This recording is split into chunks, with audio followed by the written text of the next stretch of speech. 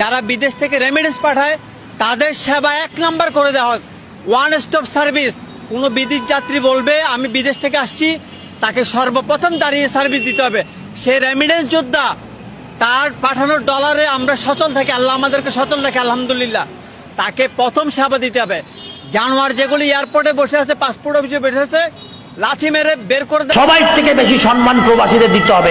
তো প্রবাসীদের একটা ডিজিটাল কার্ড করে দেন, তো তাকে একটা স্মার্ট কার্ড করে দেন, যেটা দেখলে প্রত্যেকটা ডিপার্টমেন্টে তাদের আগায় দিবে এবং তাদের সম্মান করবে। যেন একটা প্রবাসী যেন বাইরের দেশে থেকে অনুভব করতে পারে যে আমার মা, আমার স্ত্রী আমার এই কার্ডটা নিয়ে বিদ্যুৎ অফিসে গেছিল, তাকে পিছন থেকে ডেকে সামনে এনে সম্মান দিত। আমার বাচ্চা ভর্তির ব্যাপারে এই কার্ড দেখানোর পর তাকে ভর্তির জন্য তাকে আর একটু ভালো ব্যবস্থা অথবা একটু আগায় দিচ্ছে।